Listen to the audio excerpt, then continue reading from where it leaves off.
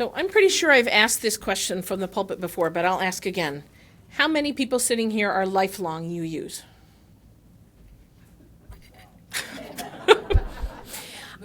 Yeah, I know of 5 that are members of this congregation, and 4 come regularly, and several of them are actually in the other room, which is why they're not out here raising their hands.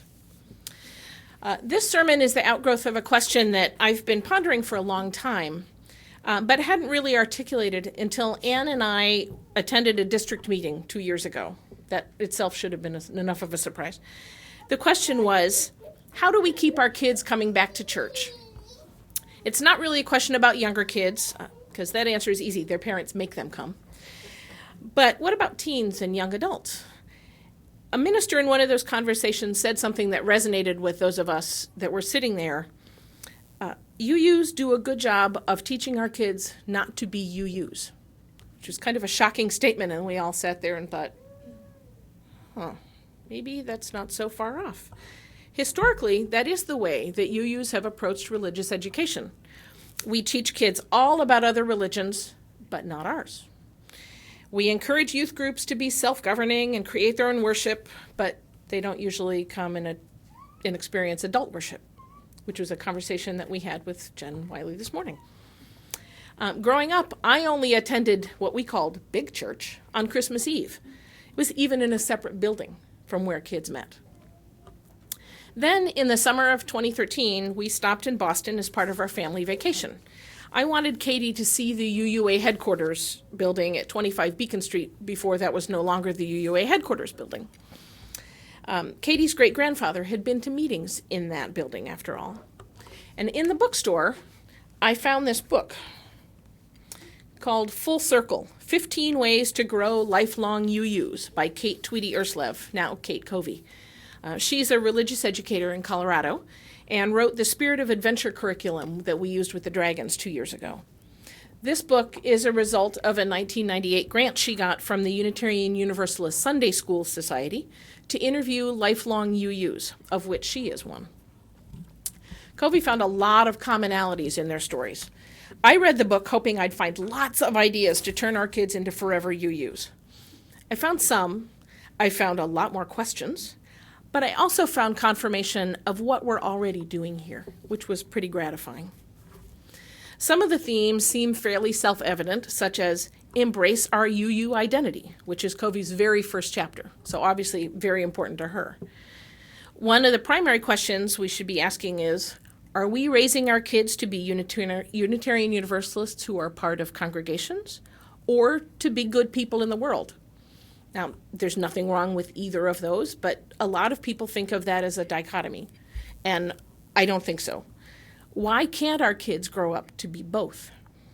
There should be no need to choose between what a church teaches and how people practice it. That happens in other religions, and that's one of the reasons so many of you are here from other religions, right? So why don't we, and it's also one of the reasons people become Unitarian Universalist everywhere.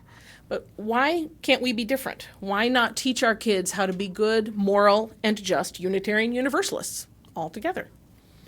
So that's one of the reasons we've returned to the teaching model that we're using now. Other churches call it the pillar model. It's been used on and off all over the country, including here in the past, where we divide the year into several sections. And the main reason a lot of churches use it is so that teachers don't have to teach all year. So they only have to teach 8 weeks at a time, and that's very helpful. But I also see it as a way to impart all of the things we want our kids to grow up knowing. What other religions teach, how to be just and good and fair, and to be activists, and about what it means to be UU. That's the unit on UU history and identity. Rather than spending a whole year on a curriculum that focuses on one of those areas, our kids get a little of each of these every year, the whole picture every year. There's an obvious corollary in her book, Offer Engaging Church School for Kindergarten through 6th grade. Well, we've had really wonderful RGL coordinators over the years. Thank you to Rebecca and Cindy Rubin and Maggie and many other volunteer teachers and coordinators who have been educating our kids for quite a long time. We've been doing this from the very beginning. And I will keep looking for lessons that engage their mind and their body, as anyone who's ever spent time with our kids know that's important. I want RGL to be fun, and I want kids to want to come. And of course, if we keep offering our whole lives, that probably won't be a problem. Of course, that only works if there are teachers, engaged teachers, and if there's parent involvement. I could be a school superintendent probably preaching too. Think of Bobby Nelson's message about parents as resident theologians. Covey talks about many ways in which this happens. One is to share the value of attending regularly, at least 3 times a month. Covey believes we should encourage families to come that often. That doesn't necessarily mean coming just for RGL, because I personally would rather have our kids come every week, but I know that's just not feasible in our lives. Dr. Maria Harris, a UU religious educator, says that the whole church should be our curriculum. Potlucks, yard sales, choir, all part of the church community. So we need to keep creating ways for UUCSVers of all ages to be part of church life. Our games party this afternoon is one of those ways, so I hope people stay and play games. And I'm sure we can think of others. Remember, this is as true of adults as it is kids. Another way for parents to get involved is to provide parent handouts in every session plan. That's a whole chapter. But this is something I've started more consciously over the last couple of years, using the online curriculum from the UUA. They make it really easy. I don't know how far those handouts get, though, because at the moment our kids are the delivery system. We'll see. The hope is that they'll do several things. One, start a conversation with your children. Even my child, who talks to me all the time, and anyone who knows her knows that this is true, says, I don't remember when I asked her what she did in RGL, and I even know the answer. But if I didn't know, then the take-home page would be a way for me to be able to jog my child's memory and to get that conversation going. Another thing those take-home pages do is allow you to connect what the kids learn in RGL with what happens at home and in the world. And I'm sure many parents do this with concepts in school. How many of you have, if your kids have ever wanted to cook, have taught them fractions by cooking? Yeah, same kind of thing. Why not do that in church? And using the take-home page also models a strong home commitment. Your kids see that you take church and what they learn at church seriously. For teachers, Covey suggests, another whole chapter, provide background for teachers in every weekly session plan. The online curricula that the UUA uses now also does that. It comes with a background section for teachers to read in advance. But that only works if we use them, and I am guilty of this too. But I do think that they're particularly helpful for teachers or helpers if you're not a lifelong UU. There are ways to link the lesson with where each person is on his or her own spiritual journey, as well as to a much longer line of UU history, and our principles and purposes. So if I ever get the time to work on toward regular teacher training, this is an area that we will work on again. So clearly there's a major role for the church, but not just parents, in growing lifelong UUs. Covey's second chapter, so I'm guessing her second most important point, is recognize religious education as an important portal to institutional involvement. Now, this is a big one for us. It's an area where UUs have traditionally fallen short, and why our kids tend to leave after high school and not come back. A couple of things come to mind for me. One is that we should find ways to reinforce UU principles in classes and at home in our daily lives as often as we can. Tie what we're teaching or what you talk about at dinner to those principles. Use those take-home pages for parents.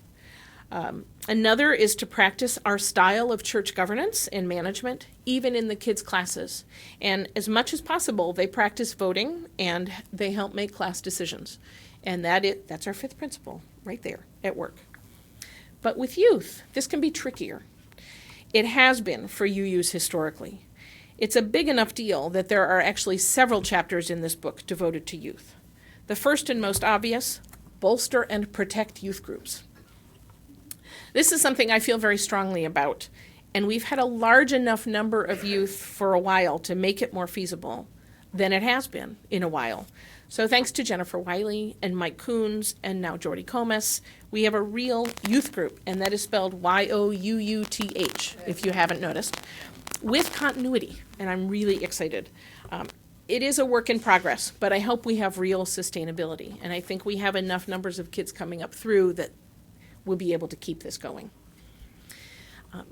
Denominationally, youth groups have been all about self-governance, with the idea that we are creating future leaders. And there's a lot of truth to this. Watching youth participation at any General Assembly has proved this, if you've ever been to one. I'm looking for, Lenore and Carl and know what I'm talking about. But the reality is that in order to grow lifelong UUs, we also need to foster young people's congregational participation. Can they help teach? For us, this might not be feasible regularly because our youth group and our younger kids all meet at the same time. It worked for me when I was in high school, since our youth group met on Friday nights when I couldn't go anyway. Teaching preschool, helping in the preschool class, more accurately, was something that I could do on Sunday mornings when the rest of my family was at church or in their RE classes. And it never occurred to me, actually, to go to the worship service, so I'm delighted to see Anna this morning. We can give teens other leadership opportunities, though, helping in RGL, speaking in church, counting ballots, if we do that, or counting hands at congregational meetings, leading worship for adults or kids, helping with programs. That will require some work on our part and some intentionality, meaning any of us who run a program or a committee or the board, we will need to remember that we have teens who should be participating. But I think it'll be worth it. And we may, over the next couple of years, we'll be having more of a conversation, I think, about having teens join the church and when that happens. That's been a thread on the National RE listserv just in the last 3 days. So other people are thinking about this too.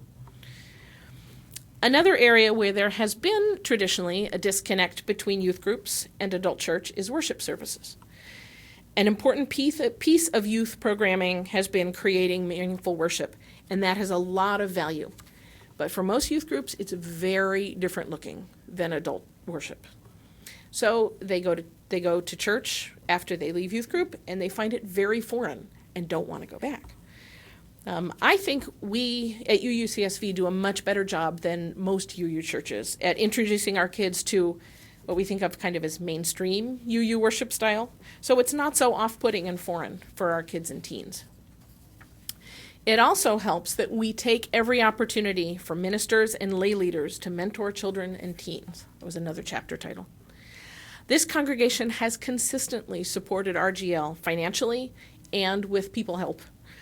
That has not always been true with our paid staff, as we just discussed this week, but that's changed. Ask Anne how many of our teens have friended her on Facebook. I don't think that would have happened before. It is not something we can step back from either. So that means a commitment by adults in the congregation, not just parents, to be teachers and helpers in the RGL classes. So I will be standing in the back with the clipboard after the service to sign up anybody. We have a lot of open weeks. The kids are really great to spend time with. I never, ever in my life thought I would want to teach RGL.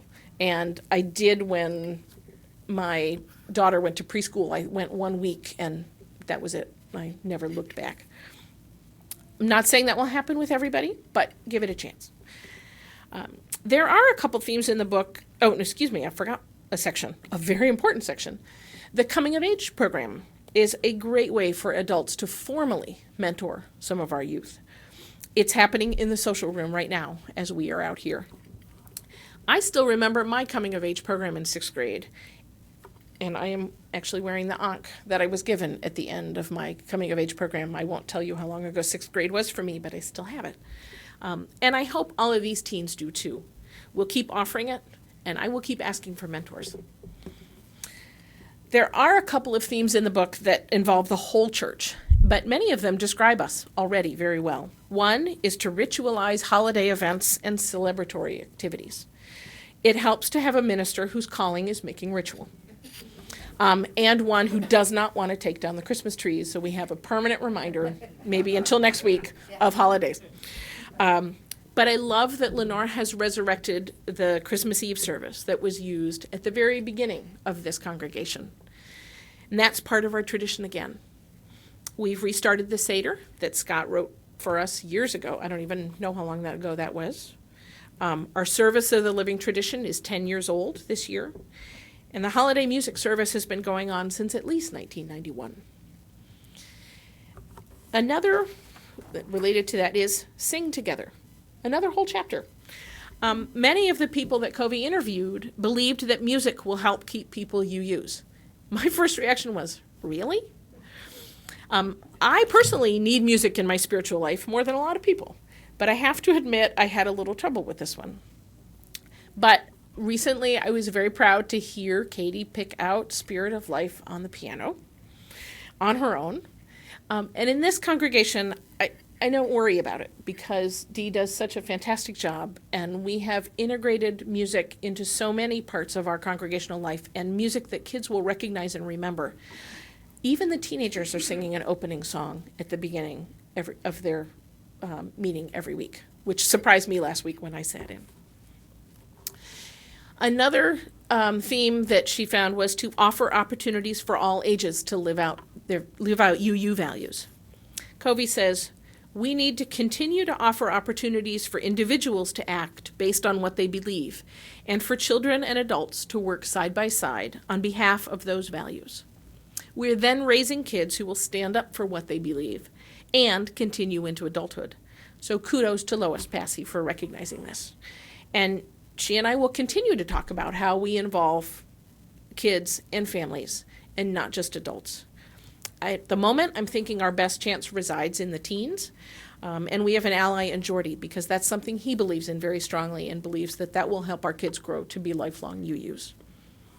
He thinks of it as it's important for the teens to be doing UU, not just being UU.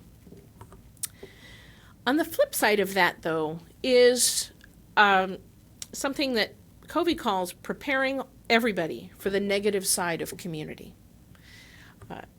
The lifelong UUs that she interviewed listed a number of issues that UUs of all ages have had to deal with in figuring out who we are as communities, particularly individualism, difficulty of articulating faith statements, and elitism, educational, financial, or political.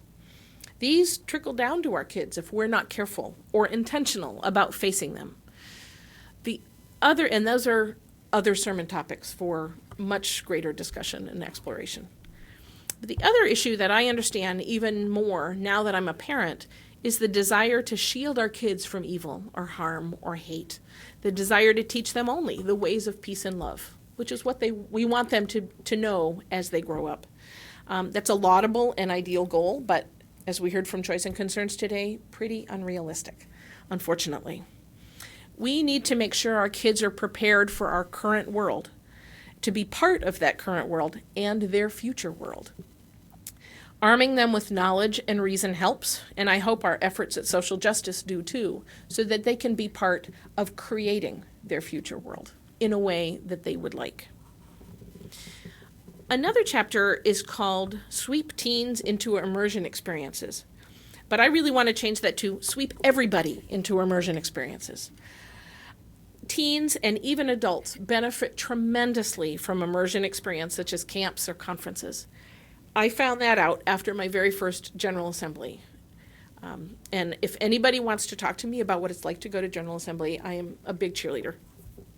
Sharon Wang Colligan calls it the magic pool of communion, which I love. UUs who have been to a camp or to youth cons, as they call it. It's not conferences or conventions, it's cons. There's a whole new language. Understand this magic pool, but they can't articulate it. However, they are more likely to stay UUs into adulthood than those who did not take part into immersion.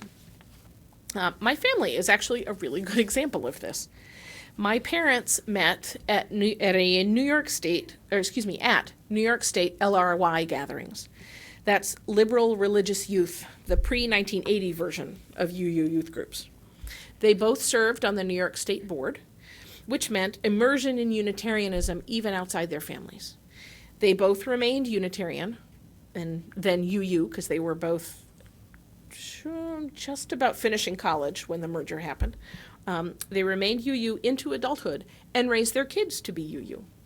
The three of us, however, although we went to church every Sunday and Christmas Eve, never went to a UU camp, even the ones our church offered, a General Assembly, a teen con. We lived too far from the church for any of us to be involved in the youth group.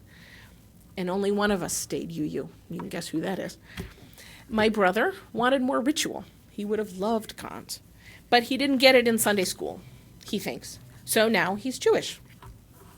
He's got a lot of ritual. My sister felt more strongly, actually, about wanting a common church with her husband, who grew up Catholic and thought that UUs were too far out for him. So they are now Methodist. And he's a minister, so go figure. The funny thing with me, though, is I didn't become a more involved UU until I started dating a faithful and active Catholic. But as an adult, who also does not go to church anymore. So it's a different story. But as an adult, going to General Assembly several times and having overnights with our young adult group in State College really cemented my return to the UU fold after college. And in some ways, I think it did for my dad, too. The first General Assembly that I went with him the year my mother died because it was in his hometown of Rochester, New York, and he wanted to go home. And that was it. Neither one of us ever looked back. He started seminary after that. So that the magic pool worked for him. But because I wasn't part of my church's youth group, it just never occurred to me to go to church while I was in college. It wasn't until after I'd graduated even that I found out my boss from my on-campus job was an active UU in Charlottesville. She never asked, she never told, neither did I. And I really could have benefited from connecting with other young adults. And that's a whole separate chapter in the book. One of the biggest places we lose UUs is as young adults. After high school, that's technically 18 to 35 if you ask the UUA. It's really from after high school until you have kids is the reality. Covey believes that part of why we lose kids after high school is the perception that religious education is for children and youth under a religious educator, and that adults are served by the minister. There's a move in many UU churches toward a lifespan. So we have kids RGL and we have adult RGL, and never the twain shall meet, right? There's a move in a lot of churches to go to a lifespan RGL, and that would be all under one person, so there's no separation there. It's a continuity, a smooth transition. And I think we're kind of headed that way, which will help, whatever we decide we want to call it. We can keep our college-age kids engaged in a few different ways. I wrote stole, but I changed it to borrowed to be nice. An idea from Jill Wetzel at the Wyoming Valley UU Fellowship. And now I send a care package to all of our youth who are away at college once every semester. Now Anna knows, but they don't know it's from me. They think it's from us. So I don't know how many of them really know it's from me, but they get candy and all sorts of fun games, anything to take their mind off their exams every semester. It's a joy to have collegians come back to church after break, and that's been true the last several weeks, and lots of hugs and excited adults too, not just the kids.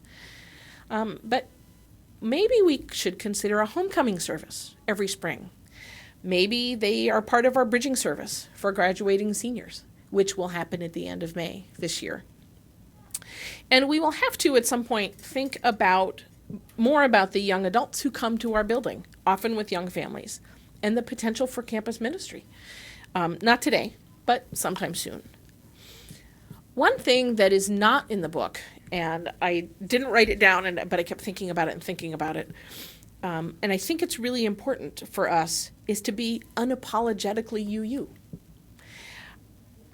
This is my mother's chalice necklace, but I only ever saw her wear it to church on Sunday. She never wore it anywhere else. And I remember when I was probably 6th grade, entering middle school, and one of the pieces of information that my parents had to fill out on the information card, and I don't think this is true anymore, was family religion. My mother wrote Protestant, And even at the time, I was shocked. And her reasoning was that nobody would know Unitarian Universalist, and that our history was Protestant, and that would make us fit in a little more. And even then, again, 6th grade, I still remember this. I don't do that anymore. I wear my chalice all the time. I wear my UU shirts to Knoebels because I feel I can be subversive. And I tell people, Katie's a UU. Well, has anybody ever seen, you've seen the back of one of my UU shirts? We are looking for a few good men, women, blacks, whites, gays, straight. It's a long list. So you get a lot of people reading your back. Yeah, and we wear our buttons, our Love Flows buttons everywhere. Anne has one on, I think, almost every outfit that she owns, and every bag.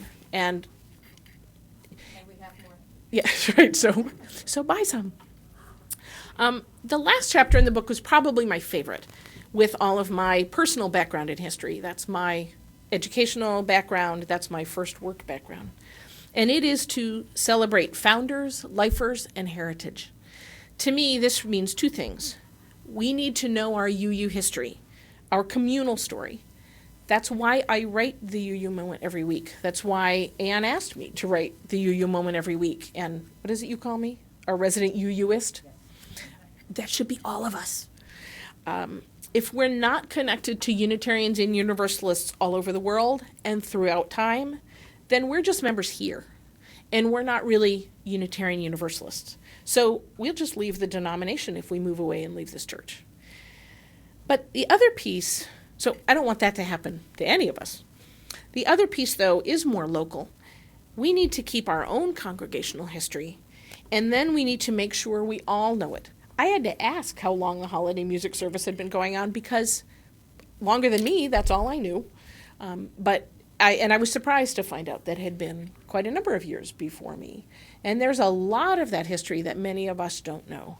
So I was delighted to find out that Lenora is going to preach in a couple weeks on Jean Weston's quilts.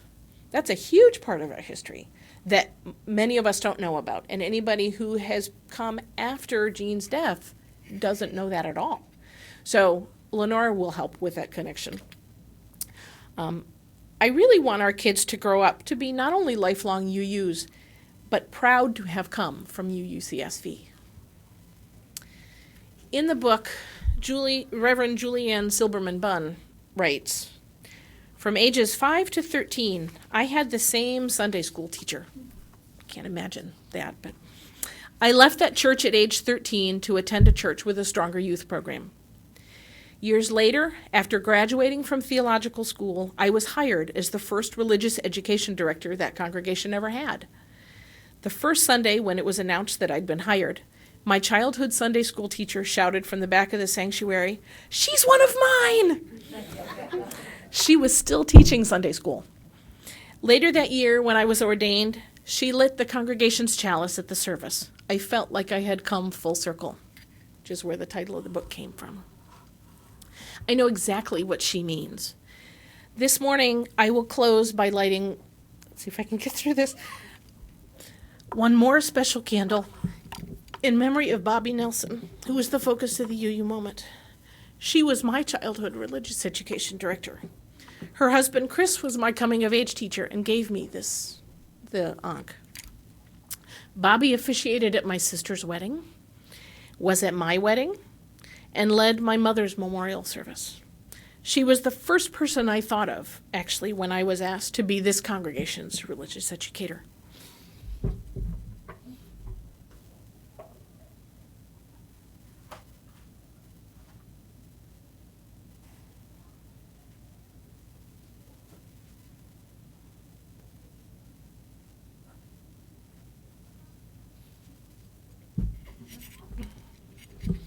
So that's for Bobby. I am committed to bringing our kids full circle, and I hope you're with me and with them on that journey.